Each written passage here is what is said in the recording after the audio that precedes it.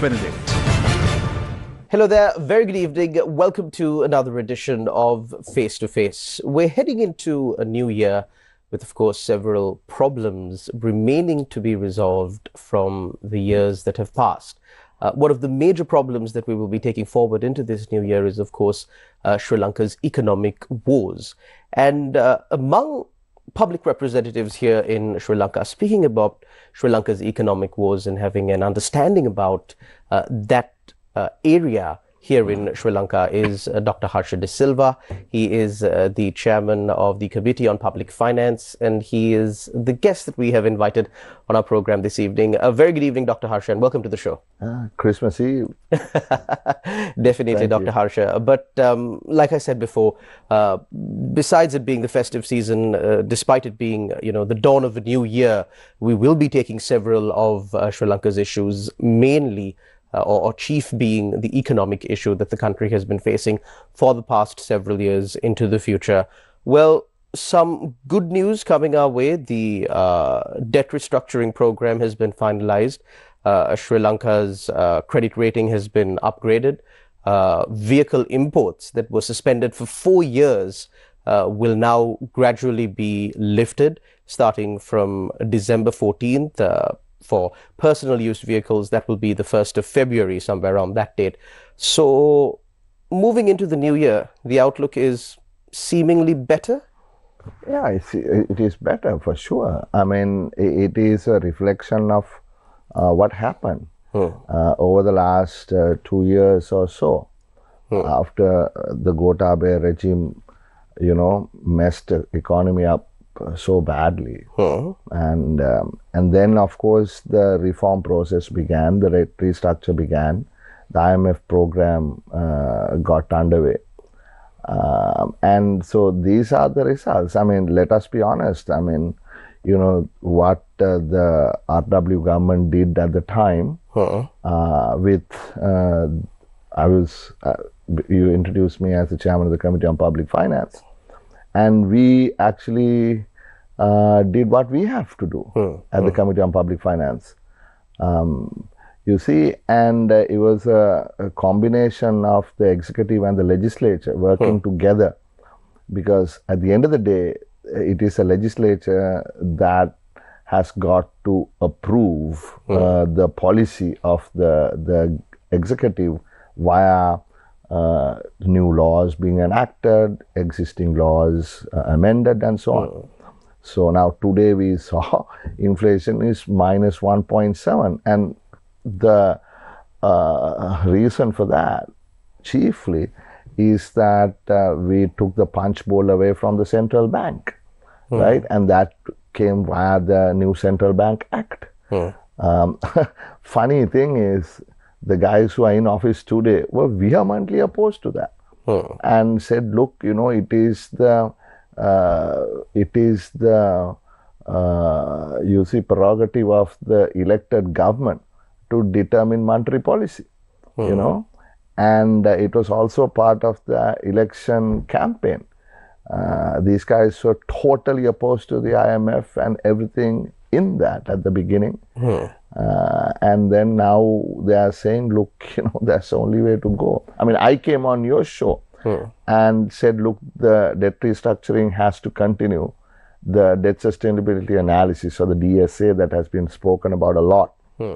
I said genuinely, honestly to you, it cannot be changed. But on your own show, the guys in office now said, no, they can't change it. And in the manifesto, they say they will prepare the alternate DSA to be used in the restructuring process, right? And, so it was complete misleading the people. I mean, on your show, this show is watched by a particular segment of society, people who understand a little bit more than, no offense, but the general public at large. And these guys are totally taken for a ride. But now, moving forward, we saw how Gotabaya Rajapaksa came into power and then completely changed all of, well, at least the tax regimes, so on and so forth. It was almost a U-turn from what the government of good governance was doing, even as far as the Constitution, the Constitutional Council, all of those reforms are concerned. It was a complete U-turn that the Gotabaya Rajapaksa government did. Now, I do concede the fact that the NPP, before coming into power, also kind of advocated and championed a U-turn of sort, or sold to the general public at least, maybe not a U-turn, but at least a significant turn for that matter.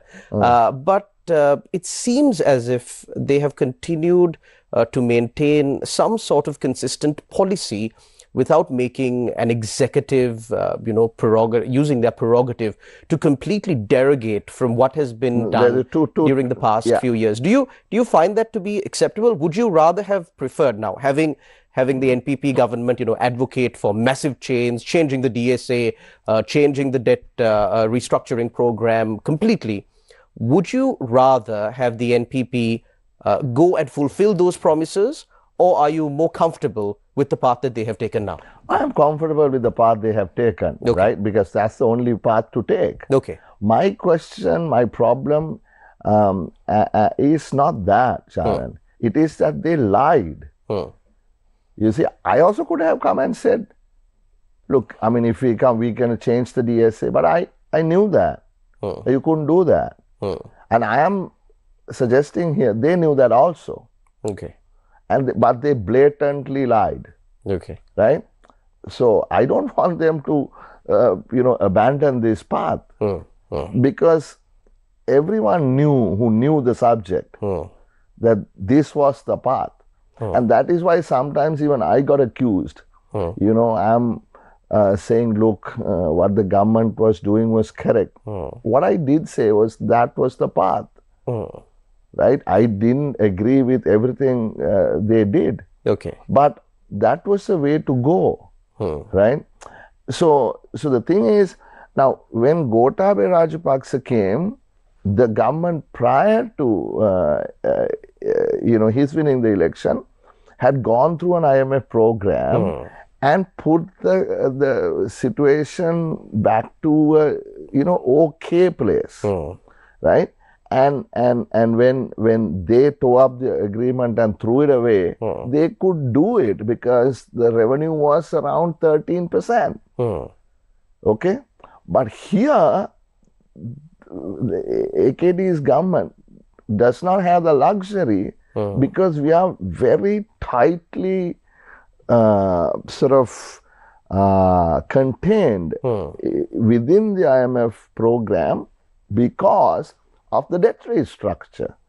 Right? I mean, if they try to go back and change the DSA, what would have happened is we would not have sat here and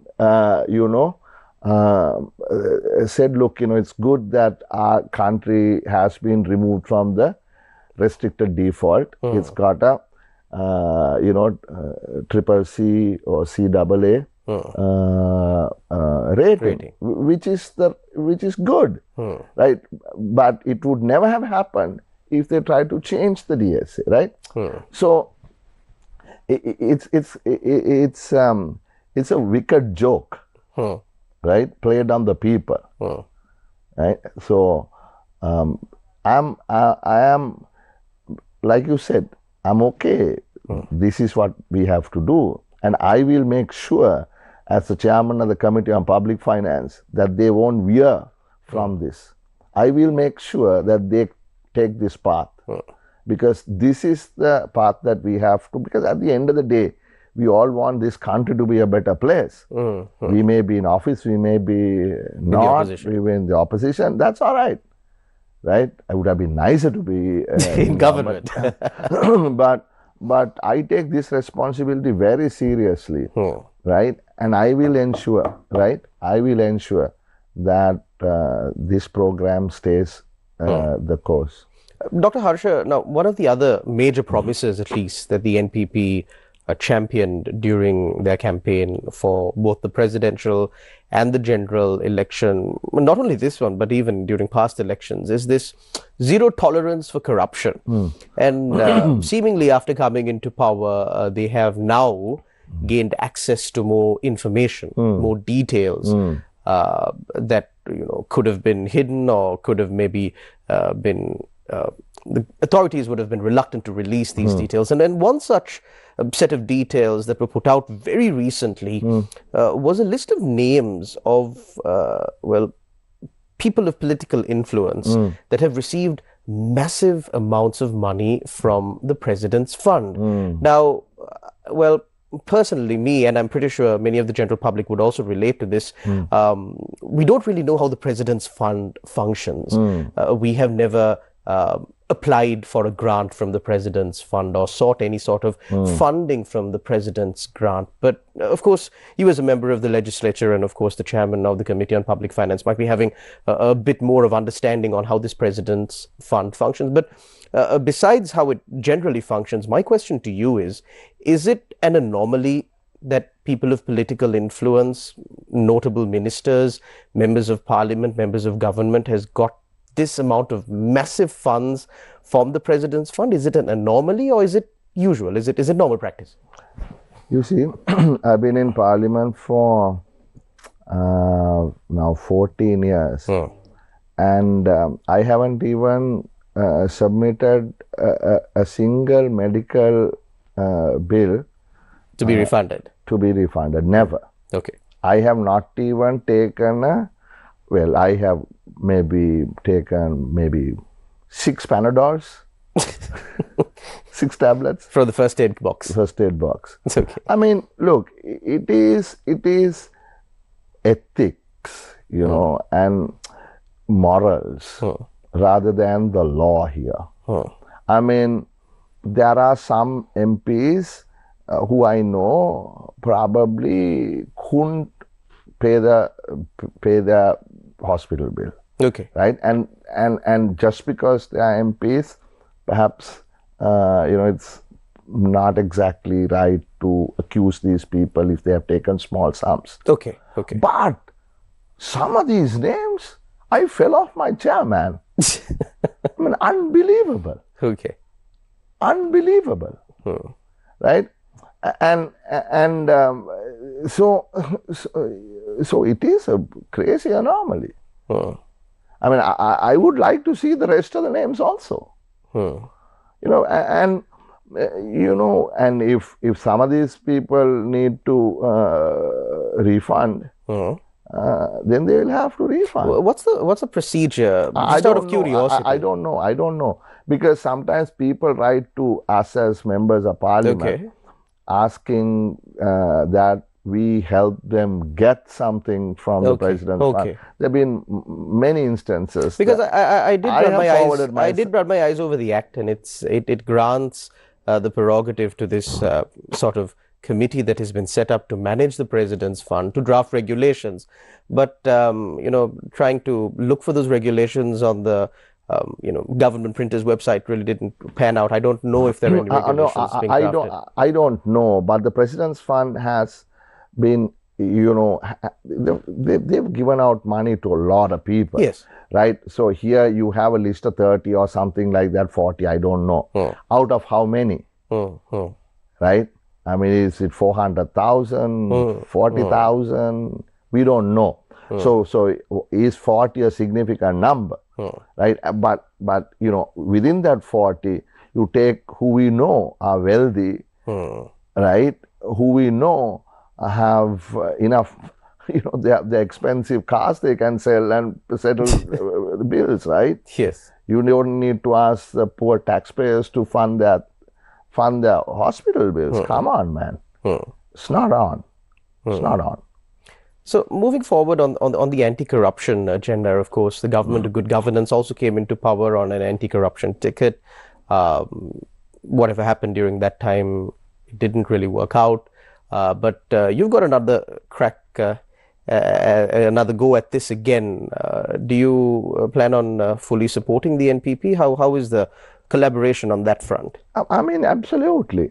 You see, now, two other major issues that I haven't still seen the government start working on is the visa scam and the electric vehicle scam. Okay. Both these, it is my committee, which I, fought, you remember. It was a tough battle for me to get the 665 pages out tabled in Parliament, which was taken to court by, multiple parties, and the Supreme Court, stopped that scheme. Now, where has it gone from there? But when I take the chair again, in a couple of weeks' time, I will immediately make sure that this process, gets to the next step. You see?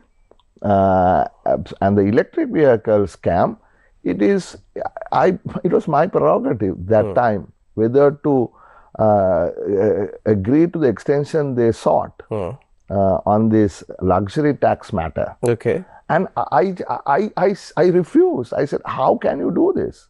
Right? And then I called for a report, a joint report, and I appointed our committee appointed on my instructions, the central bank, the treasury, the labor ministry, and customs to come up with one report, one joint report, because they were fighting with each other in the committee. Okay. Right? And that clearly says, look, there's issues here. I mean, people were supposed to remit money, or people who remitted money were given a permit, duty paid. Yes. Because otherwise you couldn't import a vehicle for half the value of the remittance. Okay. Now, it's interesting, and I will get to it once I, take office. Is, bank opens an account and folks send $500, $1,000. There's a small amounts that they spend from the Middle East, Korea, various places. And suddenly, you have $200,000 in your account. And then you get a permit for $100,000. So how is it possible, a person who's sending $1,000, right? And that money usually gets converted and sent to the family. You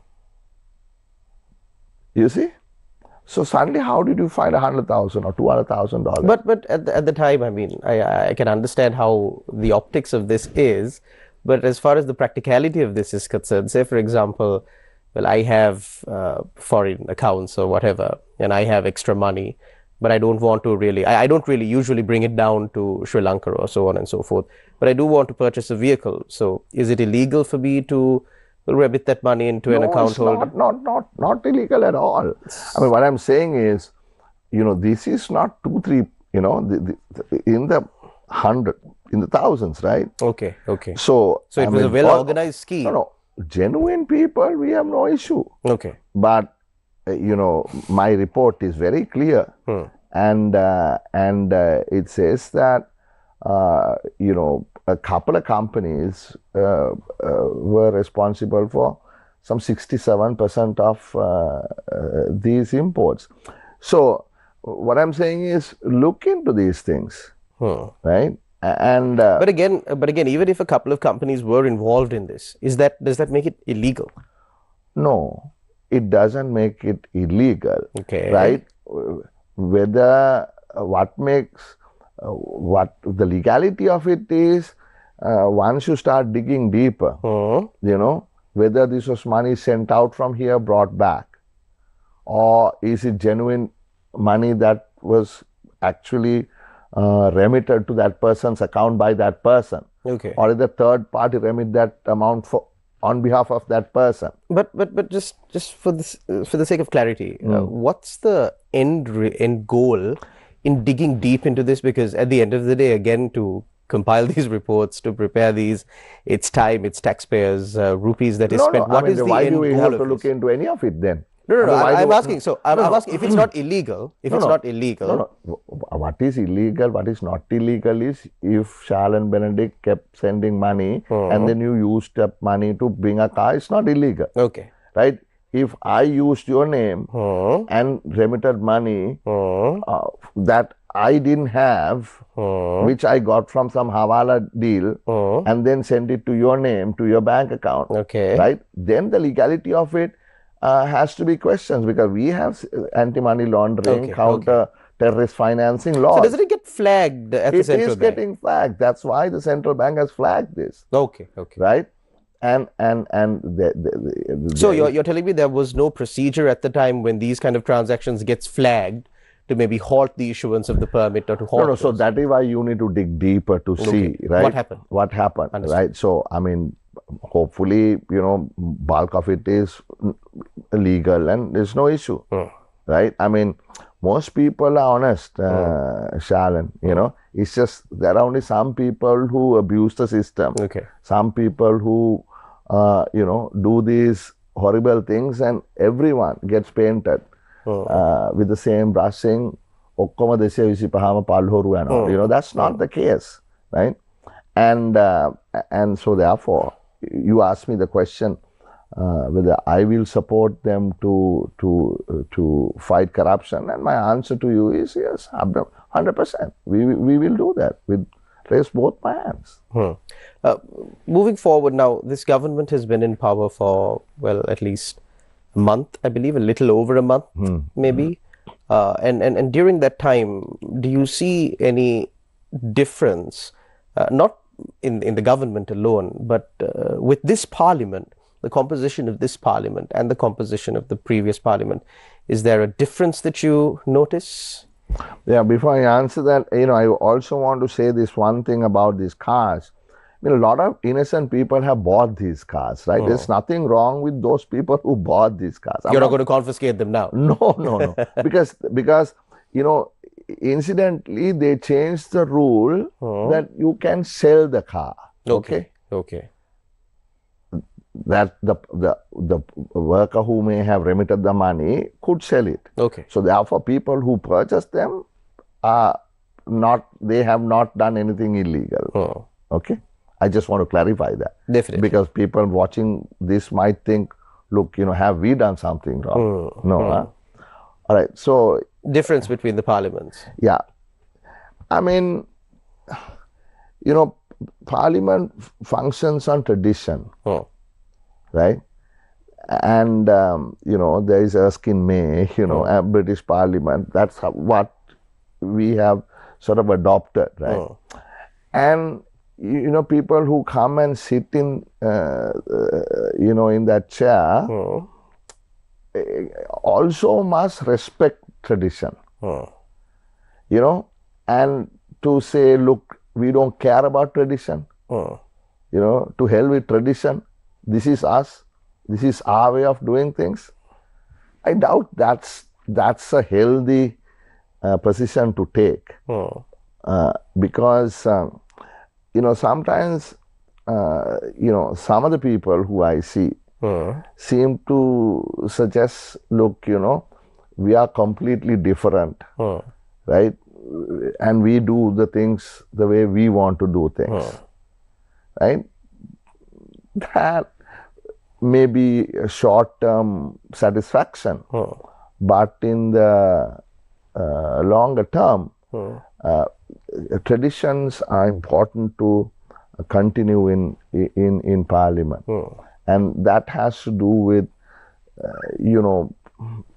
from how the front row is assigned, for instance, right? I mean, now I've been in Parliament for, like I said, 14 years, but I'm in the second row. Why is that? And if in the current Parliament, and in the opposition, how many have served 14 years at a stretch? Not many. And there's a way in which the seating is allocated. But the speaker who resigned basically said, I don't care, and people who came in for the very first time are sitting in the front row. I mean, I'm not complaining about the front row. I'm just saying that these traditions must continue, right? And to say you recognize someone because he ran independent and therefore is a leader of a party or a group. There have been previous instances where independent persons have been elected, but then there is a certain tradition, what is, how long have you been here? Those things matter. You can't get up in parliament and scream like a mad fellow, So those traditions seem to need to be worked out. Need to be carried forward, in my view. But there's been the first few days, these guys are all sitting there attentively, focusing on what was being said, not a hum from their side. But last week, I see the old, not the good traditions here. The bad ones. Yeah. Especially with this debate on qualifications. Not just that. I'm just saying, it seemed like it was nothing new to me. Right? You saw the images of the old parliament again. I saw. If these guys are different, then they'll have to also act differently. We'll cross over to a short commercial break and be right back on the other side. Don't go anywhere. You're watching Face to Face. Newsfirst, Face to Face with Charlotte Benedict. ඕකා කෙල්ලව පොතේ අස්සන් කරලා උස්සනකම් බෝ හොයනවා bro. මම මැරි කරන්න යන්නේ.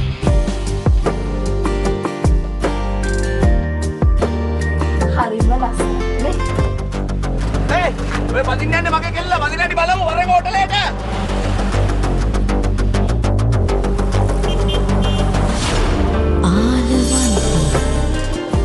හෙට රාත්‍රී 9ට සිරස ටෙලිතිරයෙන් මේ ගෙදරට නැති වුණු දේවල් හොඳටම ඇති. පිහිටා ක්‍රිෂ්ණා දෙවි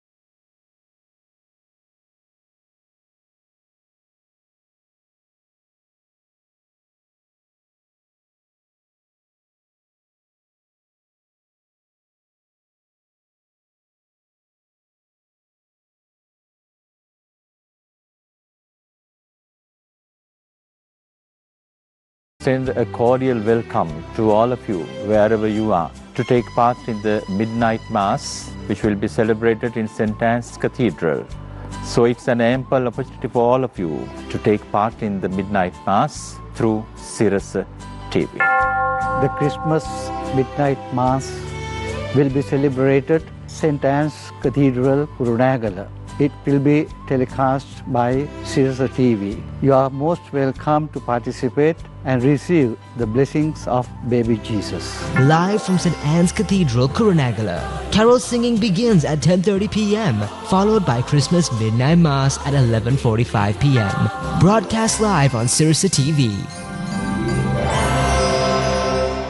ජාතික මෙහෙවරින් අපි කතා බහ කරන්නේ පුරුෂ පාර්ශවයට කාන්තා පාර්ශවයට වෙනසක් නැතුව ආයුර්වේදයට අනුව ලස්සන වෙන්නේ කොහොමද කියලා.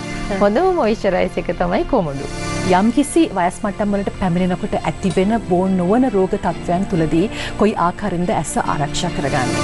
බහුලවම අන්ධභාවයට පත්වන රෝගී තත්ත්ව ගත්තොත් ඇත්තටම ලෝකයේ ලංකාවේ දෙකම නම්බර් 1 ඇත්තටම තියෙන සුද ඇහි සුද.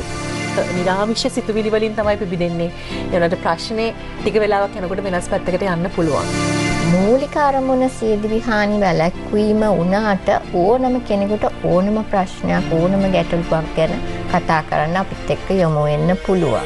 ජාතික මෙහෙවර සතියේ දිනවල උදෑසන 11ට.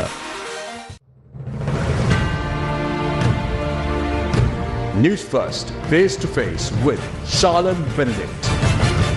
Welcome back. You're watching Face to Face. We're in discussion with Dr. Harsha De Silva. Dr. Harsha, now at the beginning of the show you said that, well, the NPP government promised one thing. They're doing something completely different as far as the economy and the debt restructuring is concerned. But you are comfortable with that. Another promise that the NPP made was to, dismantle these monopolies and oligopolies that are there, especially with regard to say, for example, rice. There are many other industries that have these kind of structures that have been set up by just a few big businessmen running the business that are working to the detriment of the general public. My question to you is now, Sri Lanka is not the only country that has these kind of structures that manipulate and abuse the general public as far as the pricing of goods is concerned.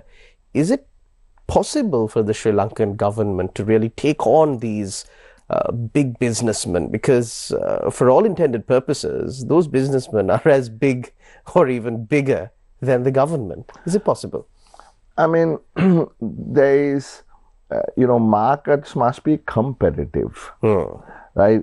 So what our political party, we've been suggesting, and, up to the election, we talked about a social market economy. And in that we said, we believe in the markets for sure, but markets fail, right? And so to avoid market failure, there has to be intervention. Now, in economics, there is an index called HHI, Herfindahl-Hirschman Index, which actually measures market concentration.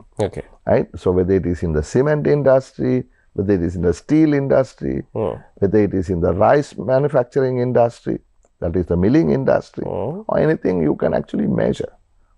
Right? And then depending on various aspects, you can bring in competition, right? And so anti-competitive behavior can be taken to court, and rulings can be given. Even in media, how do you sort of ensure competition? So therefore, a competition commission, the need to create competitive markets is essential. Right? So that's an ideology that comes in with the social market agenda. Now, this is what we have been talking about. And the way we saw as a political party to deal with this is the rice manufacturing cooperative, which I had the privilege of setting up in 2018-19 called Shakti, where my thinking was, look, you create competition inside the market, because the government paddy marketing board has failed and it will fail again. Right? It will not work. Okay. because the incentive structure is not there. Okay, it will work for a short time with anything, any new broom sweeps well, right? But it cannot be sustained, right? So then how do you create that competition in the market? The big boys don't control more than 30% of the market. Okay.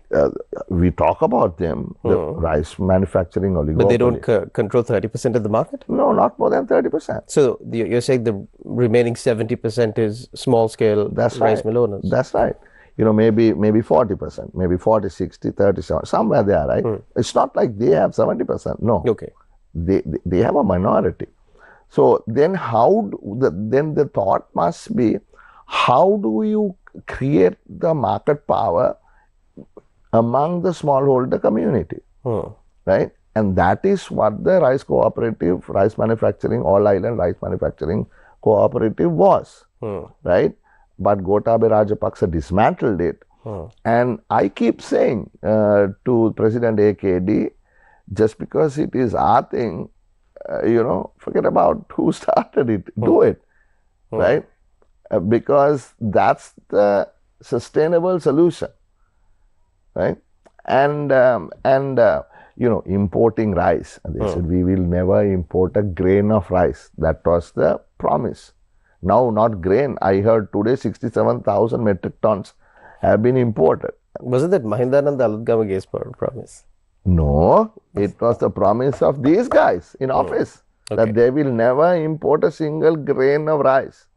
This is their promise. Also, right? I mean, this is autarky, I mean, come on. I mean, this whole story about self-sufficiency. I mean, we don't export a single grain of rice. Whereas other rice-growing countries, paddy-growing countries, right? Vietnam, Thailand, they export rice. Pakistan.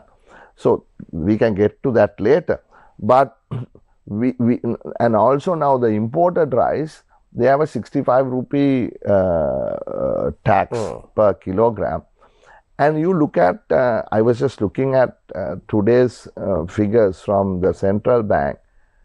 Look, there is no rice available at the government guaranteed price, except in Satosa and a few other places. So the raids are pointless. No, raids, you can raid, right? I mean, how many FMCG outlets are there in this country? I think maybe 300,000, 350,000. Okay, they raid 30, right? I mean, raiding is not the way to go. The markets must work. It cannot be President AKD or the Minister Vasanta who says, no, this is the price. That can't work. You have to nudge the market to come to that price. I mean, President Gotabaya issued, I think, like 12 or 13 gazettes on rice prices. It didn't work, right? So, and why are you the imported rice? There is a price, I think, 210 of the imported rice. Can you buy imported rice at 210? No, right? Today, how much is? I think Nadu is 260. You look at today's central bank numbers from yesterday.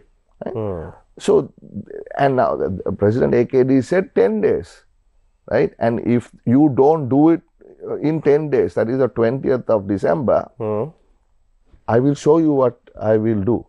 And I know what he said. It was not in the news. You didn't show it on your news. It was during that meeting. Correct, because there was no cameras. Okay. He said, I will put in the military, right, and run your mill. Okay. And I will give you the money, and not that we were going to confiscate the mills, but I will get the military to work your mill, right? So, I mean, now the 20th is over.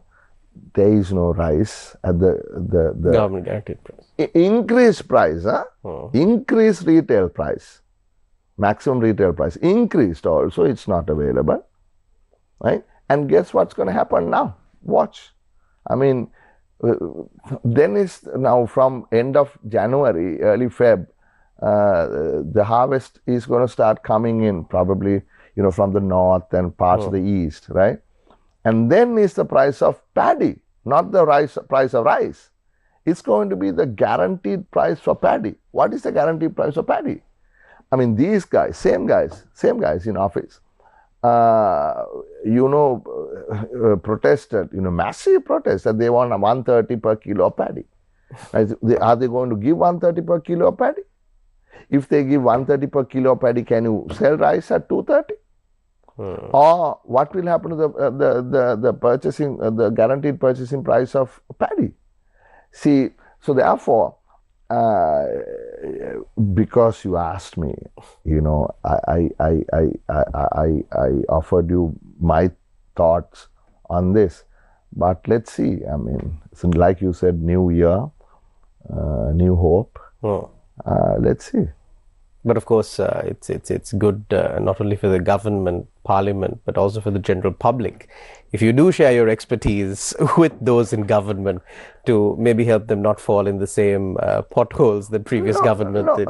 Yeah, no. That is why I'm happy that my name was unanimously agreed upon to chair the main committee of parliament. And nothing goes into the chamber for a vote if it has any financial implication without getting through the committee. Okay. So there is a big responsibility, and I have always done what I had to do, and I will continue to do so. Thank you very much, Dr. Harsha De Silva, for joining us on our program this evening. Thank you very much to all our viewers out there for tuning in to another episode of Face to Face. Until we meet again, take care and God bless.